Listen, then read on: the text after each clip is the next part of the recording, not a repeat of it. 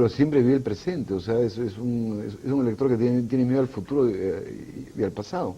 La consigna del gobierno Perú, un país con futuro, no me parece descabellada en un contexto en el cual la gente tiene miedo al futuro. Las encuestas muestran que está peor que antes. Hay toda una serie de... Es elector sin horizontes, digamos, marcados, ¿no? Y en ese sentido, inclusive en la encuesta que te digo, lo que se mostraba claramente es que la gente era más optimista en el plano individual que en el plano colectivo, con lo cual es el desenganche total, digamos, ¿no? O sea, es un elector desenganchado de la escena oficial, que consumía medios políticos cuando se hizo la encuesta, pero no sabía quién era el presidente del Congreso y los ministros. La escena oficial no les interesa mucho. Ahora, sobre tu pregunta de la oposición, yo creo que la oposición tiene que actuar racionalmente. ¿En qué sentido racionalmente? En el sentido que debe buscar los medios más eficaces para sus objetivos más reales, ¿no? Yo creo que si la unidad conviene en ese sentido, debe producirse la unidad. Lo que pasa, como bien se ha dicho acá, cada uno está viendo cómo el otro se queda rezagado. Y creo que el otro problema adicional es que la acumulación que se está produciendo de fuerzas por parte de la oposición es una acumulación electoral. La acumulación que hace el presidente Fujimori es social, es política, es un sistema de acumulación mucho más complejo que un voto que, en mi opinión, en el caso de Andrea Fujimori, es un voto muy débil, puede migrar fácilmente a uno u otro, y en ese sentido creo que se requiere otro sistema de estrategia para enfrentar a un régimen que controla poder judicial, medios, en fin, una serie de cosas que aquí se conocen y que sea redundante hablar, ¿no? Es difícil, bajo las condiciones en las que se desarrolla la competencia, en realidad ponernos en una situación en donde las oposiciones desarrollan estrategias, en donde se van a enganchar con sectores sociales, donde van a manejar medios, etcétera. Eso sería, digamos, una competencia en donde las reglas de juego están establecidas previamente y aceptadas, pero eso no se da acá. Sería francamente iluso pensar que estamos delante de una competencia entre iguales, o más o menos iguales. Acá esta es una competencia absolutamente desigual, donde uno controla todo y el resto en realidad tiene mínimas condiciones de poder ejercer y desarrollar su campaña.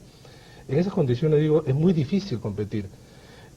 Pocas veces se ve efectivamente en América Latina y en el Perú una competencia electoral entre un candidato que es presidente de la República, en este caso en 2 oportunidades.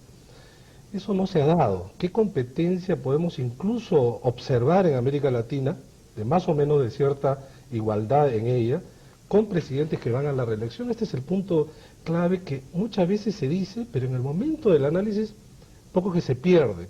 Yo creo que esto singulariza las campañas electorales, incluso la singulariza la posibilidad de la alternancia en el poder. El presidente Fujimori no baja al llano siquiera. Sus ministros tienen que renunciar 6 meses antes, pero ese artículo de la Constitución se dio en la década del 20 en el Perú, bajo el supuesto de que no podían justamente utilizar los recursos del Estado. Tienen que renunciar los ministros, pero quien mayormente controla, quien controla en los hechos todos los recursos del aparato del Estado, que lo hace indudablemente un candidato con todas las posibilidades de ganar, simplemente mantiene su ejercicio a lo largo de la campaña, y eso va a ser peor conforme nos acercamos al próximo verano, en donde se inicia realmente la campaña electoral. Bueno, Obviamente ¿es cierto o no es cierto que si hubiera hecho realmente un mal gobierno, esos recursos del Estado, primeramente Obviamente. no tendría tantos recursos del Estado, y en segundo lugar no le servirían Para para una nada, com- como para- por ejemplo no le sirvieron a Álvaro Landini el año 85. Sí, pero Álvaro Landini, obviamente, ese hubiera sido Belaúnde, ¿Ah? hubiera sido Belaúnde en todo caso. Claro. No, pero una cosa es que postule el presidente Fujimori y otra cosa es que lo haga el señor Absalón Vázquez, ¿no es cierto? No es lo mismo. Podría ser Francisco Tudela. Bueno, Francisco Tudela, no es lo mismo, no es lo mismo. No es lo mismo o ni sea, Francisco Tudela, ni ningún tercero, ni Joey Guay, como no lo fue Alba Castro en relación a Alan, como no lo fue el doctor Álvaro Landini con relación a Belaúnde, es distinto, ¿no? Y obviamente estoy de acuerdo contigo, un presidente que a los 9 años llega con un respaldo significativo, le da posibilidades de que el uso de los recursos del Estado le den mayores posibilidades de triunfo, eso es absolutamente cierto. Fíjate, yo reconozco que efectivamente, como dice Fernando, las reglas son totalmente desiguales, ¿no es cierto? recuerdo simplemente que no le han querido publicar en el 2, en el 4 y en el 9 la propaganda Andrade, lo cual me parece absolutamente antidemocrático, ¿no? Y justamente eso voy, pues. Yo creo que los candidatos diseñan estrategias como si todo fuese normal, cuando la situación es anormal. Ese es el problema desde el punto de vista que tienen los candidatos. Porque si, entonces ahí, ¿cuáles son las opciones para...? ¿Pero qué otra estrategia podría haber? Es cuestión de discutirla con más amplitud, pero tú no puedes, pues, o sea, si tienes un adversario de la envergadura de Fujimori, donde su lógica, además, no es que tú seas el adversario, sino tú eres el enemigo, y por lo tanto hay que liquidarte prácticamente políticamente, ¿no?